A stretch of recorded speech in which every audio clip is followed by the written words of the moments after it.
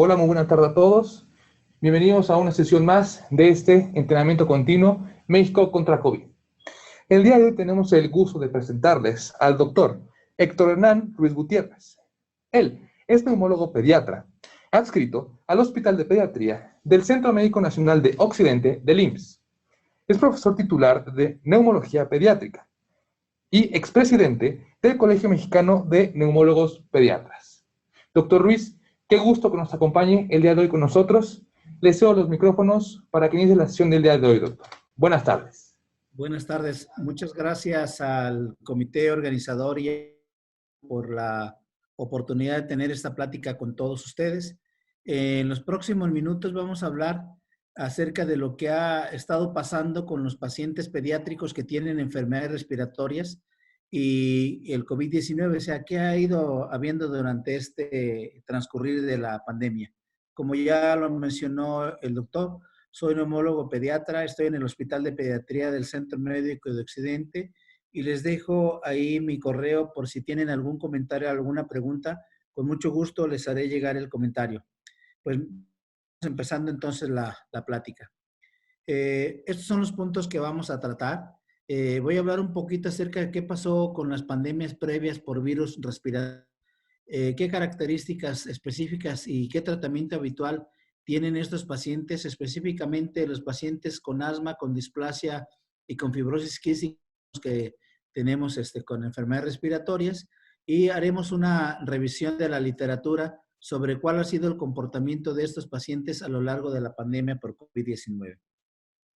Muy bien, pues como todos ustedes saben, no voy a redundar mucho en esto porque esto ya se ha visto con bastante tiempo, pero solamente para ponernos un poquito en el contexto de la historia, en el 2019, en diciembre, a finales, se dio la alerta mundial acerca de una infección por un nuevo coronavirus, el cual se denominó COVID-19, que es un grupo de la familia de los SARS-CoV y se denominó SARS-CoV-2. Todo el mundo sabemos que actualmente ya está declarada como una pandemia global por la Organización Mundial de la Salud, pero es importante que tengamos en mente que los coronavirus son una familia de virus que causan síndromes respiratorios que pueden ir desde un cuadro simple de gripa hasta una enfermedad respiratoria muy grave, como ha sido en este caso en el transcurso de este tiempo por COVID-19. Conocemos también que estos virus tienen una capacidad muy alta de poder provocar zoonosis. De ahí que todavía se discuta hasta el momento si verdaderamente a través de un vector como el murciélago o el pangolín o en realidad otra cosa. Dejémoslo por el momento así y esperemos los comentarios finales de los grupos que se están dedicando a este tipo de investigaciones. Conocemos perfectamente bien ahora, y no cabe duda, porque a partir de ahí están ya todos los mecanismos de transmisión de este virus, por gotas, por aerosoles y por contacto. Está más que demostrado que estos han sido los caminos por los cuales se puede uno infectar. De ahí que al tener este tipo de mecanismos de transmisión, se den hasta el momento indicaciones de que prácticamente todos utilicemos cubrebocas, nos lavemos las manos y hagamos un distanciamiento social. Fíjense bien en estos tres indicaciones, porque prácticamente todos los grupos lo han ido haciendo, algunos más, otros menos, pero no ha sido para un grupo en específico. Esto es prácticamente para todos. Y vamos a ir viendo cómo han dado resultado en este caso de intervenciones. Una vez que supimos ya cómo tener pacientes en México con COVID-19, la Secretaría de Salud Federal emitió los lineamientos para la atención de pacientes con COVID-19 y ahí empezaron a ponernos cuáles serían los pacientes de mayor vulnerabilidad o los grupos de riesgo sobre los que teníamos que trabajar más. Se tomó mucho en consideración lo que había pasado con la pandemia de influenza en el 2009, en donde específicamente los pacientes con enfermedades respiratorias como asma y EPOC eran los que más se habían enfermado. Obviamente nos hicieron recomendaciones sobre especial cuidado en niños y especialmente en los menores de 2 años. Todo el mundo sabemos que estos niños, debido al tamaño de las vías respiratorias, y al proceso inflamatorio que estos presentan secundario a las infecciones, pues pueden tener una mayor sintomatología y un cuadro clínico mucho más florido. Obviamente también teníamos que tener en cuenta que se iban a acompañar de adultos mayores de 65 años y como siempre hemos visto en las enfermedades virales, están los dos extremos de la vida, los niños y los adultos mayores. En cuanto a pulmonares, nos hacían hincapié en EPOC, en fibrosis quística, y fíjense bien, estos fueron los que en un principio nos decían incluso asma, porque se tenía todavía la posibilidad ahí de que este pudiera escapar a este grupo de riesgo. Todo el mundo sabe también que nos dijeron que tuviéramos especial cuidado con enfermedades vasculares, especialmente con la hipertensión pulmonar, aunque a veces hipertensión arterial, perdón, en este caso, con nefropatías, con hepatopatías, con enfermedades hematológicas, con algunos otros tipos de enfermedades como diabetes mellitus, todo.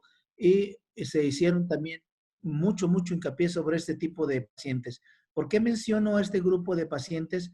Porque a pesar de que la epidemia empezó prácticamente con posibilidades de que nos infectáramos todos, los niños habían sido los que menos se habían estado enfermando, pero teníamos en cuenta pues pacientes que tenían enfermedades pulmonares, como en este caso se estaba mencionando EPOC, la fibrosis quística, aunque la EPOC no es de niños, sí es en sí la fibrosis quística, el asma y la displasia broncopulmonar. Obviamente también había otros grupos más de riesgo, los de enfermedades neurológicas, los que tenían inmunosupresión, VIH o aquellos que estaban con sobrepeso, con un índice corporal de más del 40 en este caso. A lo largo del tiempo también hemos tenido diferentes definiciones operacionales. Todas en su mayoría han sido para irnos adaptando a la evolución de la enfermedad. Así que tenemos casos sospechosos de enfermedad respiratoria viral, casos de infección respiratoria aguda, casos confirmados por laboratorio, por pruebas antigénicas rápidas para SARS-CoV-2 o por asociación epidemiológica. Entonces, como les digo, sin hacer mucho hincapié en las definiciones, lo importante de esto es que los tomemos en consideración en el momento de acción operacional para vigilar, en este caso, la enfermedad respiratoria viral.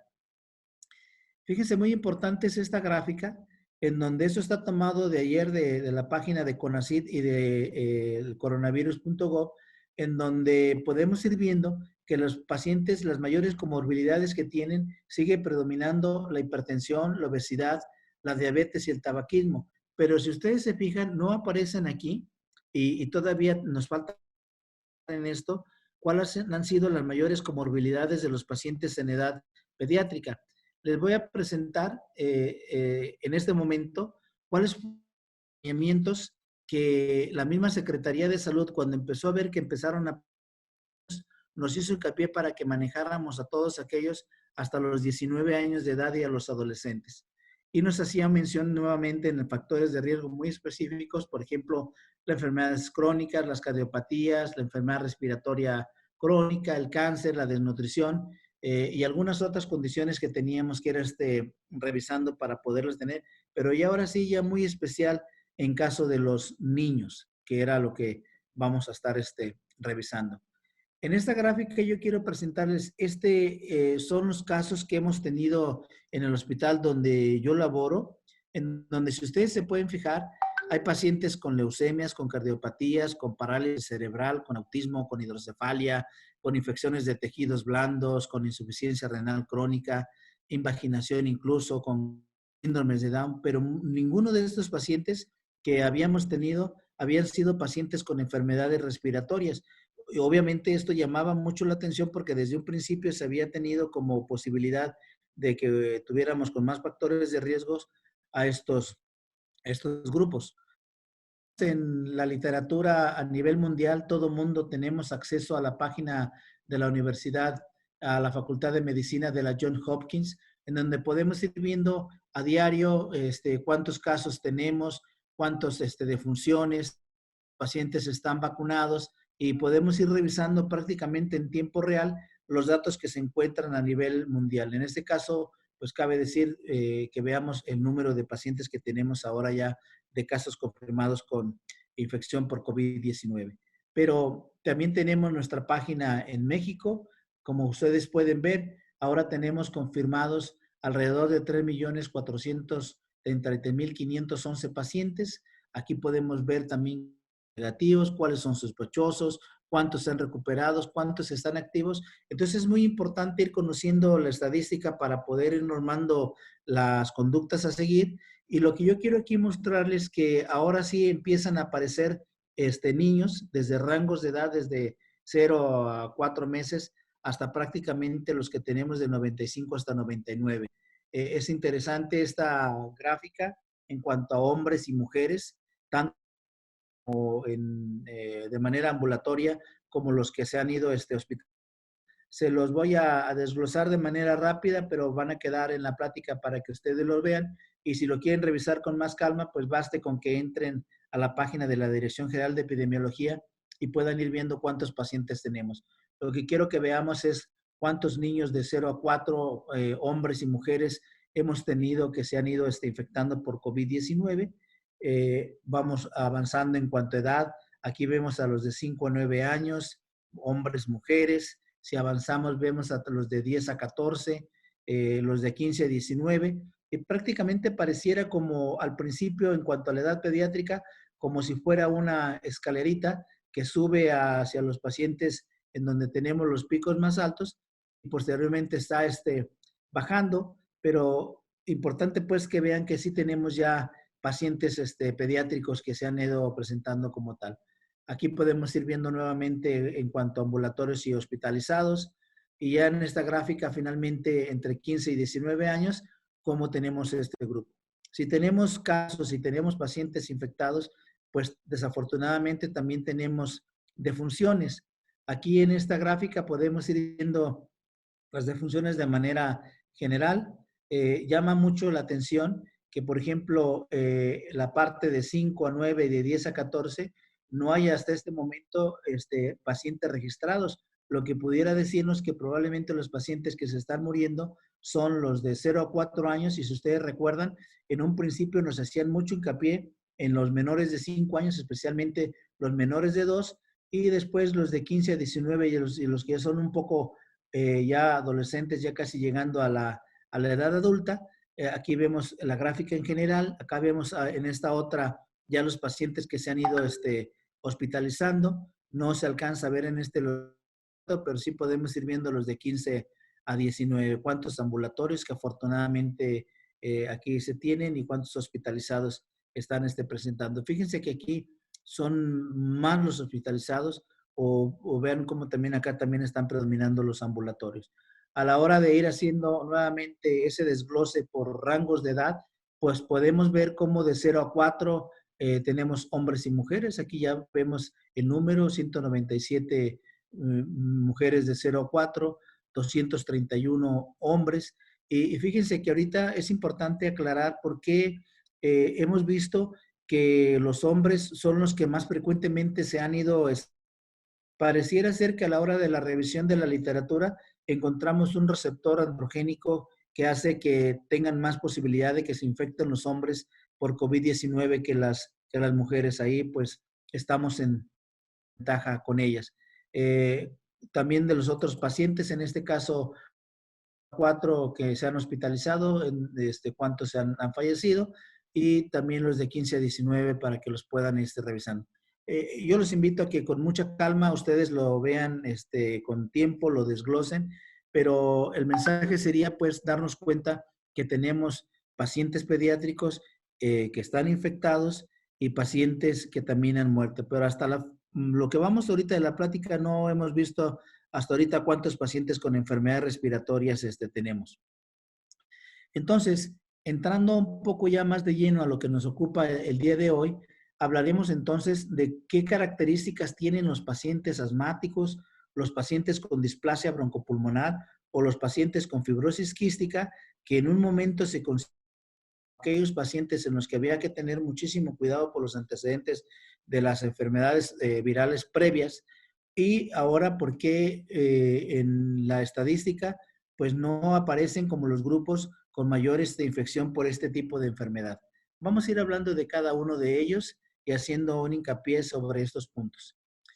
Todo mundo sabemos que el paciente asmático habitualmente en la pandemia pasada, sobre todo en la influenza H1N1, fueron los que más como factores de riesgo.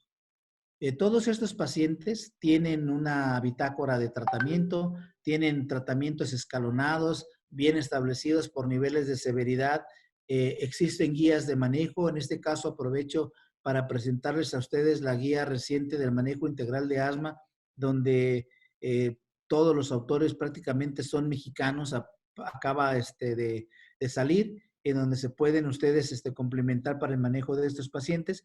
Y sabemos que ellos habitualmente reciben manejo con glucocorticoides. Estos reducen las exacerbaciones por virus en los pacientes asmáticos. Por ejemplo, sabemos que budesonida reduce in vitro la replicación de rinovirus, que los mismos glucocorticoides tienen un efecto inmunoregulador, se puede aplicar para cualquier epidemia viral, y que si el paciente está con su terapia de mantenimiento adecuado o con su terapia de rescate también adecuado, pues entonces reduce las hospitalizaciones cuando el paciente con asma se ha contaminado o se ha infectado por influenza o por algún otro tipo de coronavirus que no necesariamente sea SARS-CoV-2. Entonces, tomando en consideración todas esas cosas, empezaron a ir viendo a ver qué está pasando entonces, por qué no están viniendo los pacientes asmáticos o por qué no se están enfermando. Miren, hay un estudio muy importante que se hizo en Japón, en donde lo que se quería ver era la posibilidad de que bloqueara la replicación del SARS-CoV-2 a través de ARN, y lo que hicieron fue tomar muestras de tejidos infectados, los aplicaron en células de laboratorio, a estas las contaminaron por un tejido infectado con el MERS-CoV, se sembraron en las células estos virus y se replicó y se vio a las 72 horas cuál era el efecto citopático de estos virus sobre estas mismas. Una vez que ya se habían revisado a las 72 horas y que se aplicaron o que se contaminaron las células con los medicamentos o con los virus, perdón, se tiñeron con un colorante especial violeta, se fotografiaron y se cuantificaron cómo estaban. Todos estos se les aplicaron unos platos, así se denominan, en donde estaban expuestos a diferentes medicamentos. Todos estos son esteroides o algunos otros en especial. Y lo que se vio, la mayoría de los pacientes, o perdón, de las células que estaban infectadas por este virus, pero que estaban recibiendo esteroides inhalados, en este caso, mometasona, pues la mayoría, el 95% de las células que se infectaron, pero que se trataron con estos medicamentos, pues presentaban sobrevive, es decir, no tenían el efecto citopático de estos virus sobre las células. Y con esto se animaron, empezaron a ver pues que había una buena supervivencia y que efectivamente la ciclesonida bloqueaba la replicación del SARS-CoV-2 en esas células. De tal manera que a partir de toda esta información, ahora prácticamente tenemos esta información. Ustedes pueden ir viendo los 4 esteroides que tenemos: ciclesonida, mometasona, mefristona y algestona. De este lado podemos ver la cantidad de títulos de virus y de este otro lado podemos ver la sobrevida de estas mismas células. Al estar expuestos a este esteroide, pues prácticamente la célula se conservaba normal hasta en un 90% de posibilidades, y esto hizo pues entonces que se tuviera más hincapié sobre analizar el papel de los esteroides en el papel de los pacientes que se infectaran por SARS-CoV-2.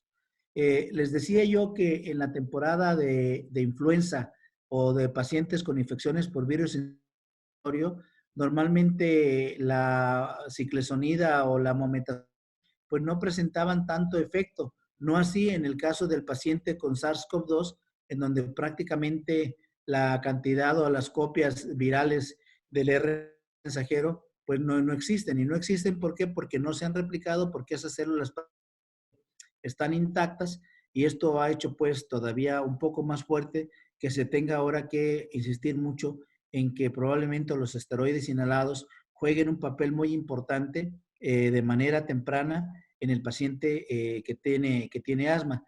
pero no responde, como les digo, a sincicial respiratorio o a influenza.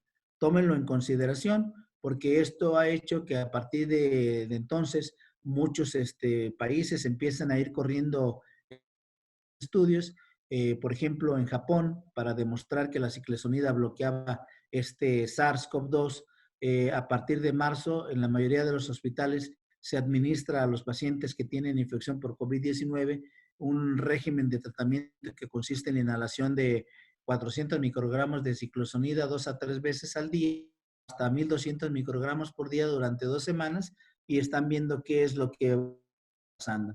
Un poquito ya también de lo que fueron descubriendo era de por qué la ciclesonida y la mometasona tenían la capacidad de disminuir la replicación del virus. En este caso, la mayoría de los virus que tienen un genoma de cadena ARN, de cadena positiva, que se podían ir disminuyendo o suprimir esa replicación. Y los que tienen ese tipo, en este caso, es el virus del SARS-CoV-2. No así, por ejemplo, el virus respiratorio o el virus de la influenza, que tienen una cadena de replicación negativa. Y entonces, por eso les hacía la insistencia en que no funcionaba en influenza y en sincicial respiratorio, pero sí en el SARS-CoV-2.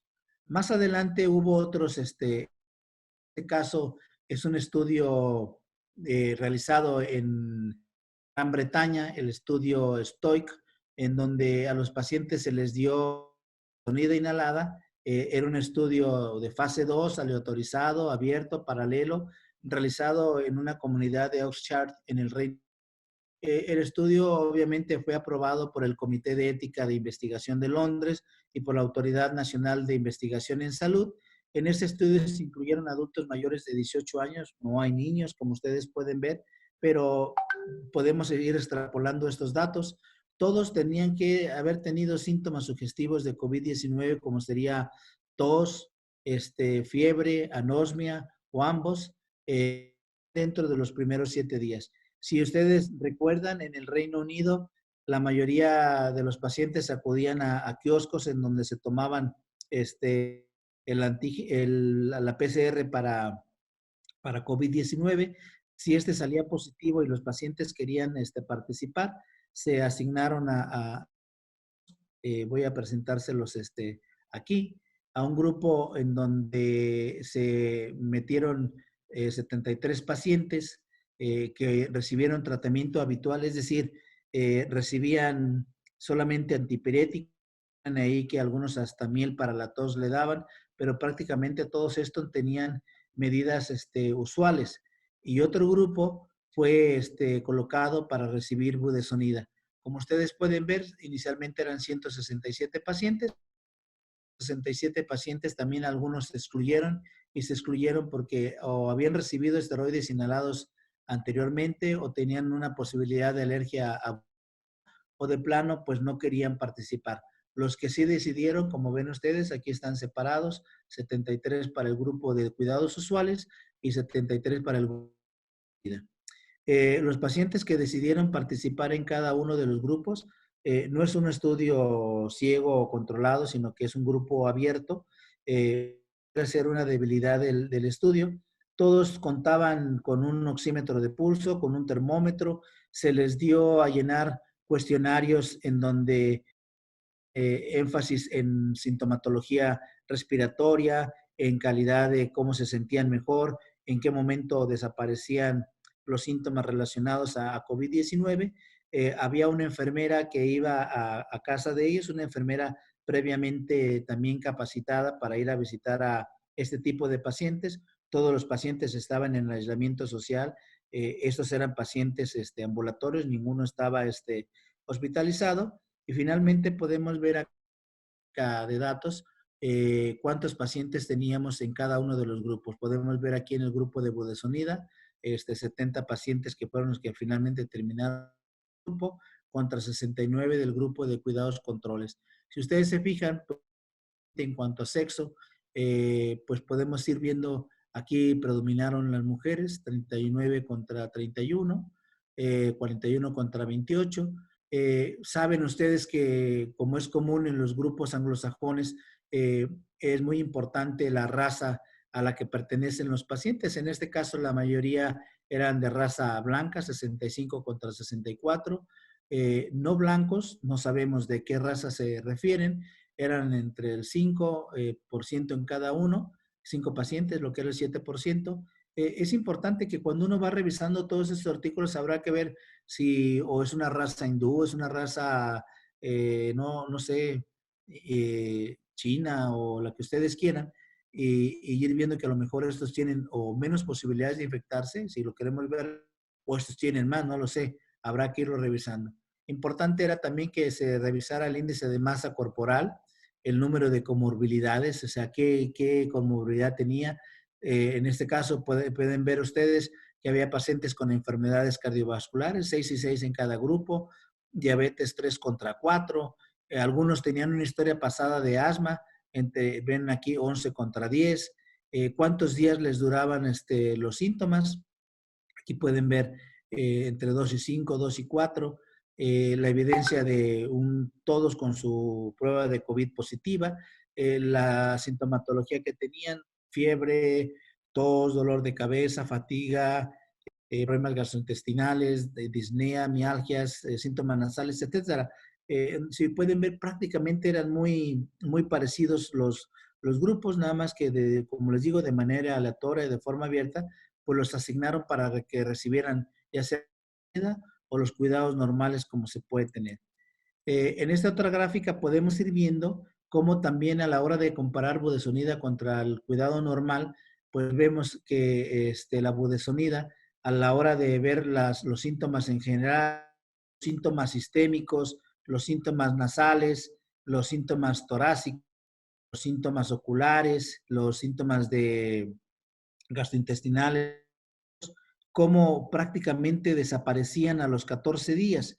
Aquí la importancia de esto era de que la budesonida se debería de dar en los primeros 7 días que había iniciado el paciente con la sintomatología. Y como ustedes pueden, prácticamente a los 14 días ya casi todos habían terminado la sintomatología contra 21 o 28 días del grupo control. Pero pues si ustedes se fijan, viendo pues que están muy cerrados, o sea, estadísticamente, pues es significativo, pues habrá que ver los resultados cómo están. Actualmente se están también corriendo muchos estudios en relación a esto, sonida, se están haciendo con otros esteroides como fluticasona, ciclesonida, como les había mencionado, y entonces es importante que lo tomemos en consideración y esto pudiera en un momento dado ir explicando por qué muchos de los pacientes asmáticos que habitualmente reciben este tipo de medicamentos, en el caso budesonida inhalada o algún otro esteroide, pues hace que no se pueda replicar el virus en las células del paciente y eso sea uno de los motivos, aparte de lo que todo mundo está observando, el aislamiento social, el cubrebocas y la higiene de manos, el poder explicar por qué estos pacientes pues no han sido infectados con más frecuencia en relación a otros grupos. Entonces, eso habrá que irlo viendo.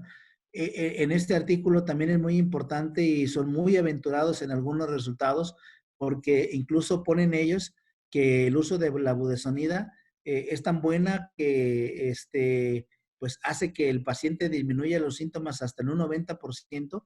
Y hacen todavía una observación que habrá que seguirla muy de cerca, porque dicen que la recuperación a los 14 días es casi a la protección que confiere el uso de las vacunas en este tipo de pacientes. Le digo, es muy interesante que habrá que seguirlos para poder cómo están. En relación a los pacientes con disfunción, todo el mundo sabemos que la mayoría de estos pacientes son pacientes, muchos están con bajo peso, con un cierto grado de desnutrición, siguen cursando con síntomas respiratorios muy evidentes, sobre todo hiperactividad bronquial, que con mucha frecuencia puede exacerbarse.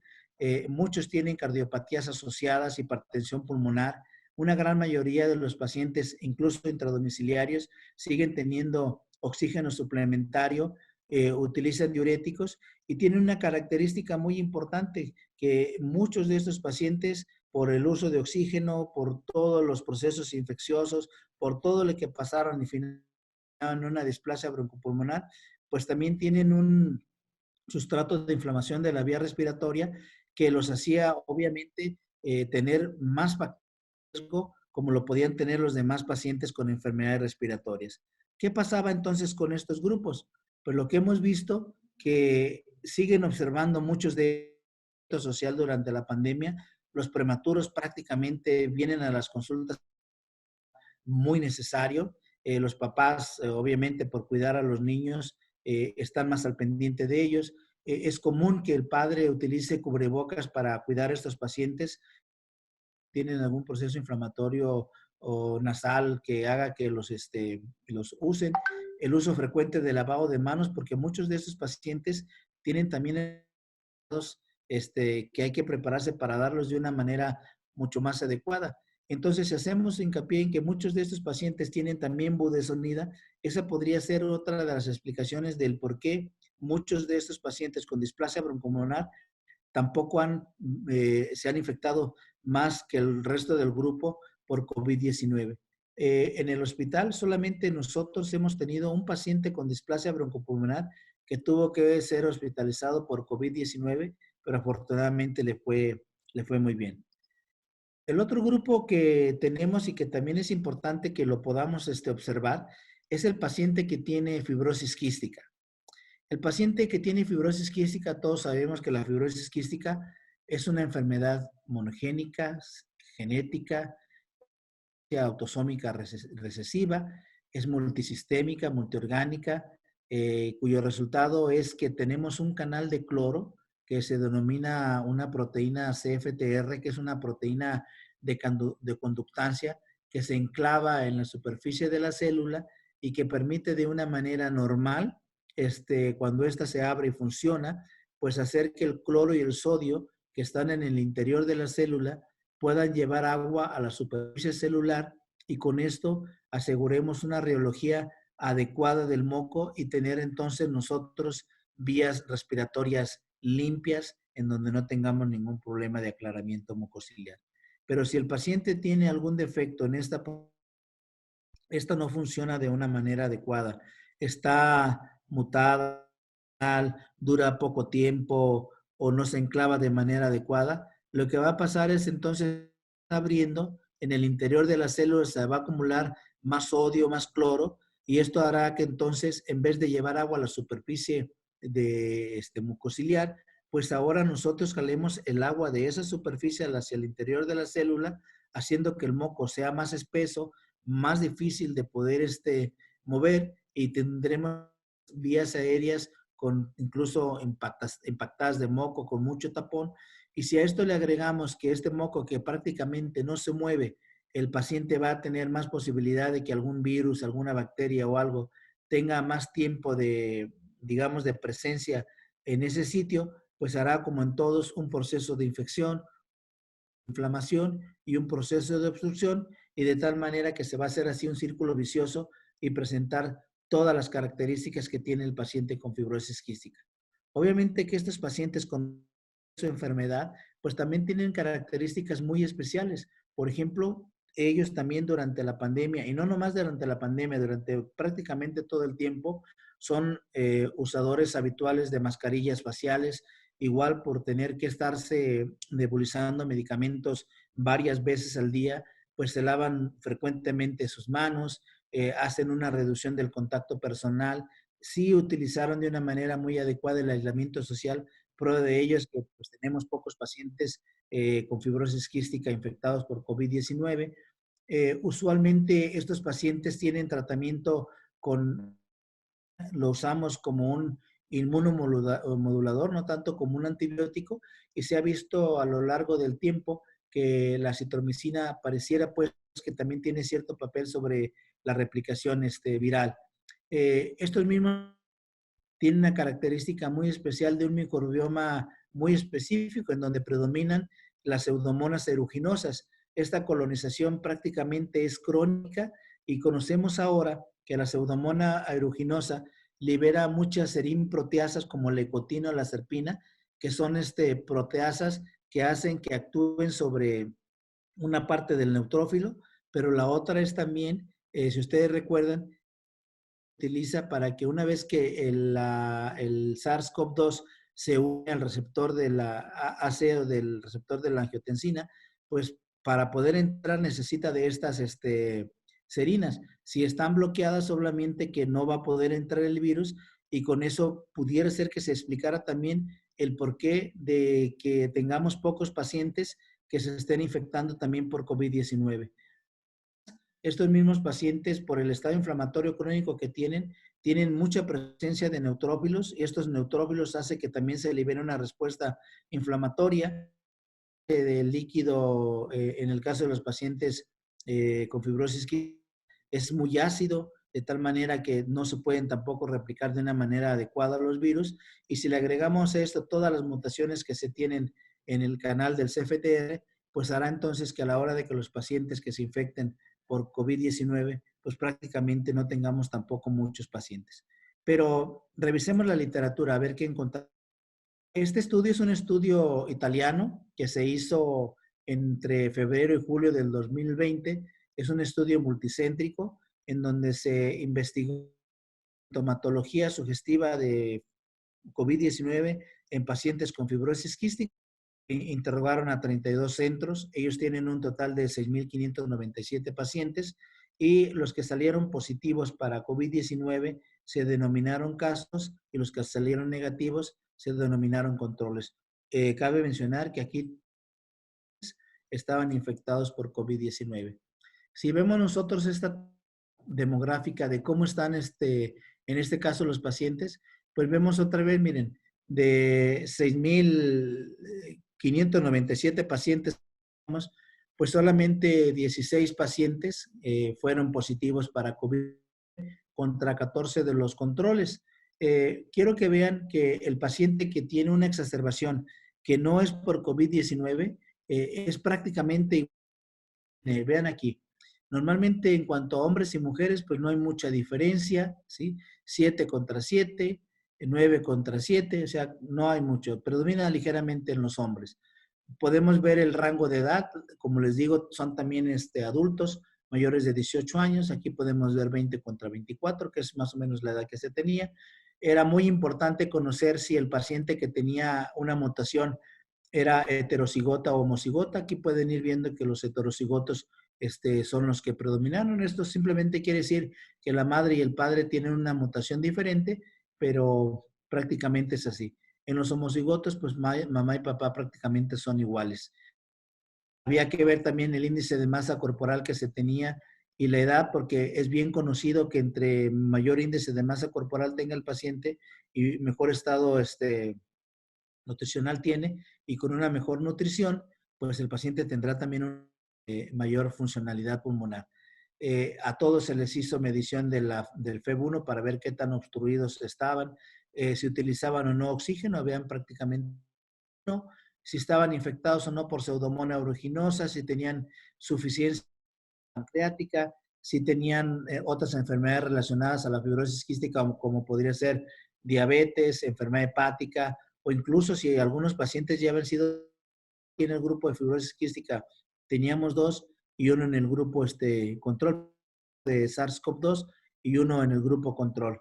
Pero miren, también es muy importante observar cómo ambos grupos tenían uso de antibióticos, en este caso, cuáles predominaban, acitromicina 8 contra 7, otros tenían esteroides inhalados 9 contra 10, o sea, prácticamente también estos pacientes reciben budesonida casi todos los días, pero a pesar también de que había ya pacientes que estaban recibiendo moduladores para el CFTR, en este caso 2 contra 2, pues era lo que teníamos como resultado.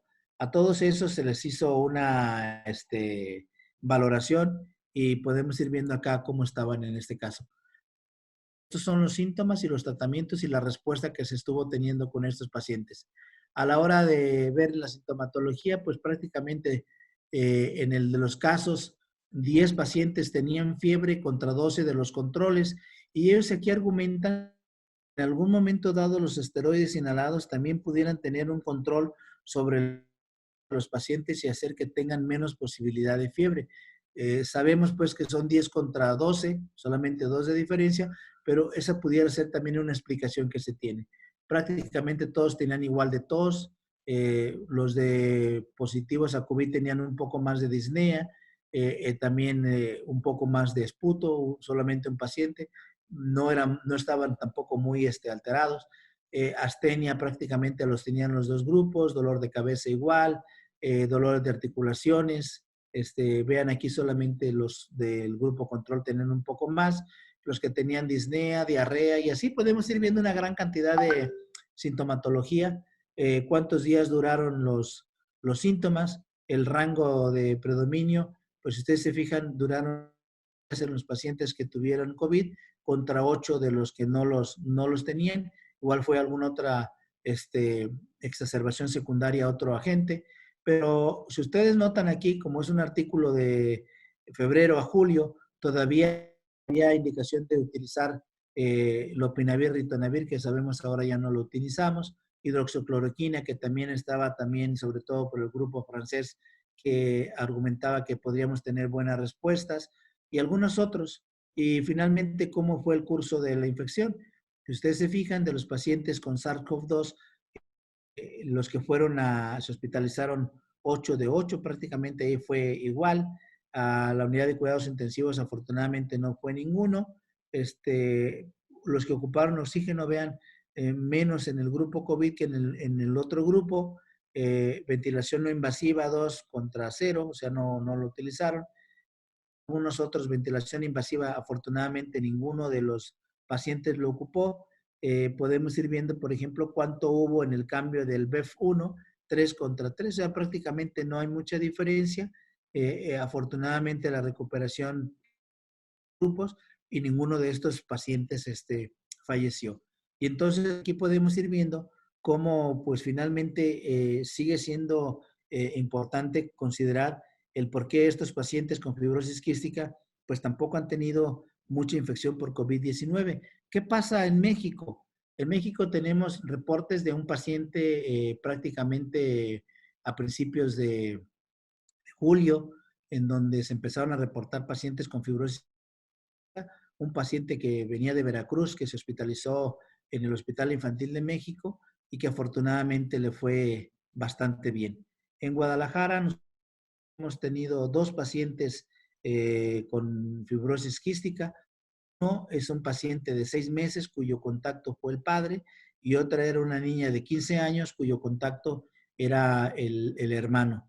En ambos casos, cuadros fueron leves, le fue mucho mejor a la paciente menor, pero en realidad ninguno ocupó hospitalización, ninguno necesitó oxígeno y prácticamente los tratamientos ahora sí fueron los habituales que tienen para el manejo de la fibrosis quística y afortunadamente les fue bastante bien. A manera de conclusión, una vez que revisamos el porqué de estos grupos con enfermedades respiratorias no han sido tan afectados por COVID-19, pues podemos tener estas conclusiones. Sabemos pues que en esta pandemia por COVID-19, los pacientes con asma, con displasia broncopulmonar y fibrosis quística son los que menos se han infectado en comparación con otros grupos. Ya les presentaba yo lógicos o algunos otros para que ustedes pudieran hacer la comparación. Que ambos pacientes han observado de una manera adecuada el aislamiento social, el lavado de manos y el uso de mascarillas. La prueba es de que, insisto, se han enfermado menos. Prácticamente todos corticoides como parte de su tratamiento y en especial budesonida. Los glucocorticoides, pues podríamos decir, hasta ahorita, aunque son pocos, pero que esperemos tener un poco más, pareciera una buena alternativa de tratamiento, sobre todo cuando se dan en fases tempranas de los primeros 7 días.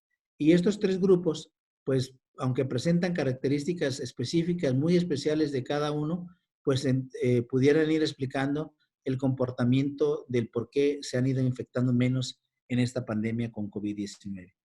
Yo con esto termino la plática, quedo atento a sus comentarios y preguntas y no me queda otra cosa más que agradecerles y ojalá haya quedado claro el mensaje de por qué, ahora sí, los pacientes con han sido pues menos infectados por el COVID-19 en relación con otros grupos. Muchísimas gracias, quedo atento a sus comentarios.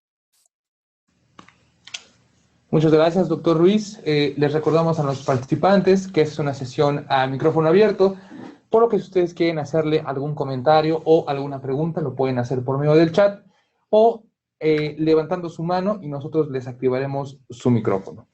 Mientras, aquí ya tenemos un comentario del doctor Andrés Esperanza desde Guanajuato. Él nos pregunta aquí en el chat si existe alguna acotación respecto a la sintomatología actual, especialmente con las variantes Delta y la B161, doctor Ruiz. No les sabría decir con exactitud porque ya ve que cuando nos dan los reportes de presentación de los pacientes infectados por COVID, pues prácticamente nada más nos dicen que está positivo, no nos dicen cuál es la cepa que se tiene.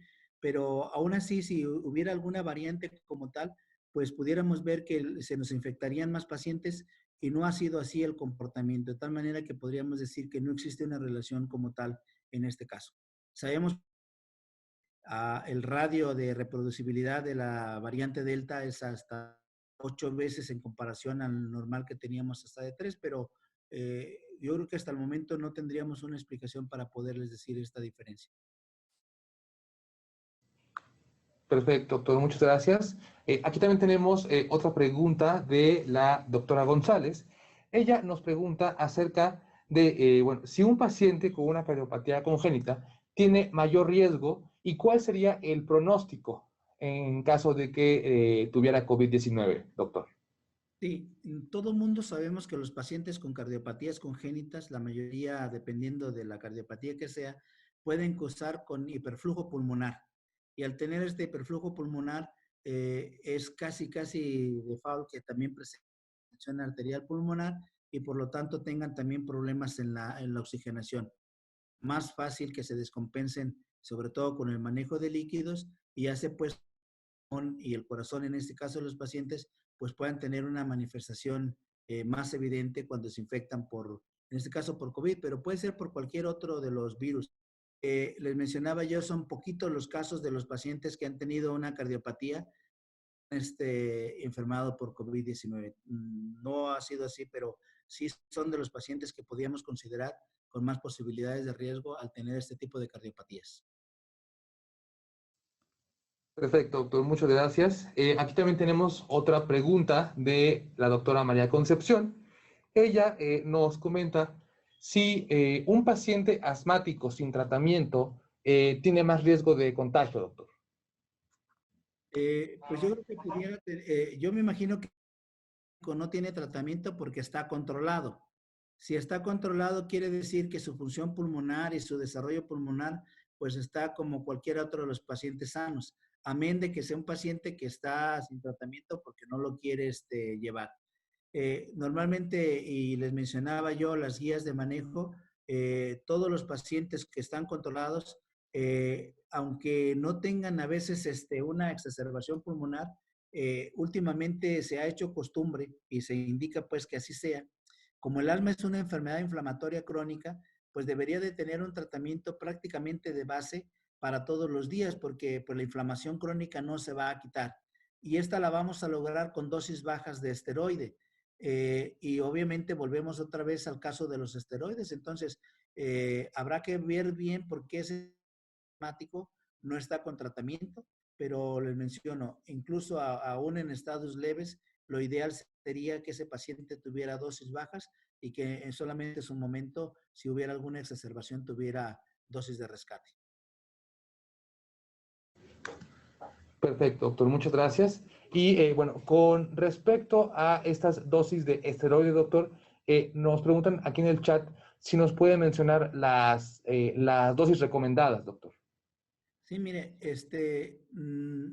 hay varias, yo creo que aquí lo que tendríamos que revisar son las dosis que tenemos para o el esteroide inhalado con el que contamos en nuestra institución. En todas hay tablas de equivalencia y es muy importante porque normalmente utilizamos dosis medias, dosis bajas, medias y altas de los esteroides, dependiendo el estado de funcionalidad del paciente y el estado de gravedad en el que se encuentran.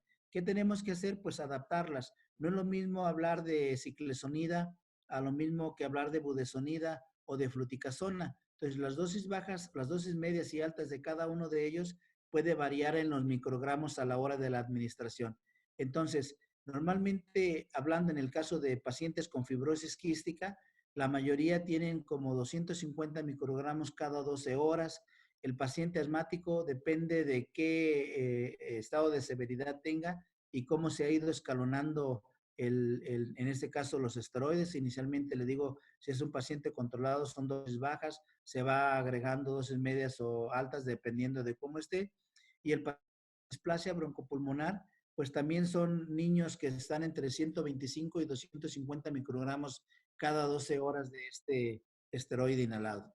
Y si a esto le agregamos alguna otra comorbilidad, pues es lo que tenemos que estar haciendo ahí en los reajustes de acuerdo al esteroide inhalado con el que contemos en la institución. Perfecto, doctor. Muchas gracias. Parece que ya no hay más preguntas en el chat. Los invitamos a que sigan poniendo sus preguntas y sus comentarios. En lo que nuestros participantes, doctor, ponen más preguntas aquí en el chat. No sé si quisiera agregar algo a esta sesión, doctor. Algo que considere importante y que no le hayamos preguntado esta tarde, doctor. Pero yo creo que yo no quiero que quede la idea de que a todos hay que darles esteroides inhalados, sino que son pacientes muy específicos que, como ya les había yo mencionado, tienen como base este tipo de medicamento y que son lo que probablemente, junto con las características de cada uno de ellos, ha hecho que se infecten menos por COVID-19. Están apenas empezando los estudios, pero miren, si hacemos un poco de observación, sabemos que ahorita el esteroide que está autorizado y prácticamente a nivel mundial para el manejo de los pacientes con COVID-19 es dexametasona. Entonces, es un esteroide que ha probado una eficacia con una evidencia bastante alta. De ahí, pues, que si el esteroide, aunque en este caso fuera sistémico, funcionara, pues igual podría ser el esteroide que se da a través de, en este caso, el paciente asmático lo hace bien helada, le displasia broncopulmonar y el paciente con fibrosis quística lo hace, como les menciono, prácticamente a diario. Entonces, habrá que tener una buena observación en ese caso. Pero grupos que se han hecho de pacientes, en el caso de los británicos, en donde ninguno de estos pacientes tenía asma, solamente se había infectado por COVID-19, pues vemos también que de manera pues muy exitosa, según ellos, los pacientes que recibían budesonida inhalada, pues les iba bastante bien, al grado de que, les digo, lo comparaban con una mejoría de más del 90% y con casi decir la protección que les da habría que verlo. Pero a la hora de que hacemos la comparación con los control, pues vemos que, pues sí, de 14 a 21 días, pues hay mucho rubro, mucho que tomar en consideración. Perfecto, doctor. Muchas gracias. También durante estas sesiones, doctor, nuestros participantes han tenido muchas preguntas sobre la vacunación, doctor. En el caso de los pacientes de los pacientes pediátricos con patología pulmonar, ¿existe alguna contraindicación cuando llegue el momento de que sean vacunados, doctor? No, ninguna.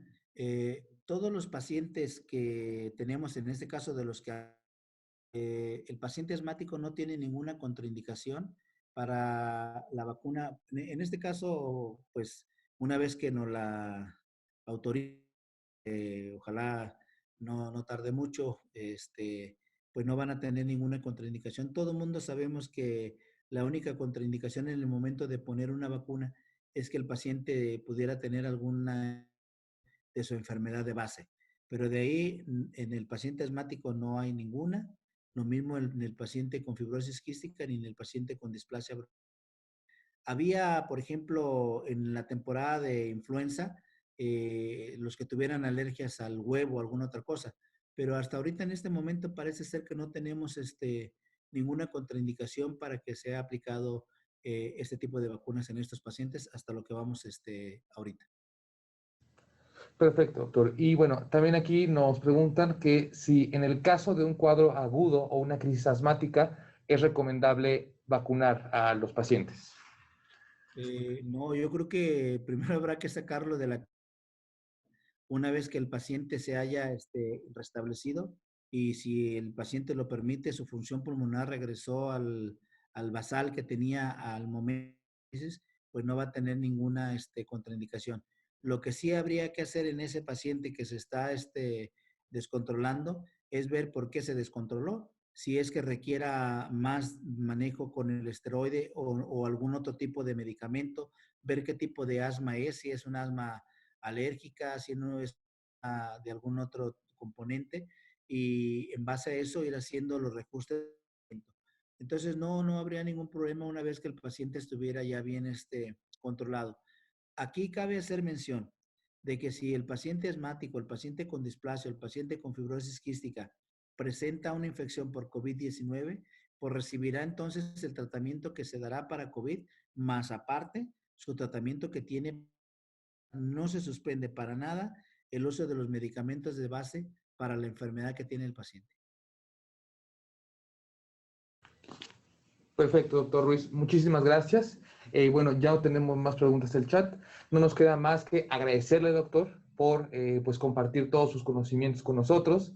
Sabemos que, bueno, ahorita pues está muy ocupado en la consulta en el hospital, pero pues muchas gracias por hacer un pequeño espacio para nosotros, doctor.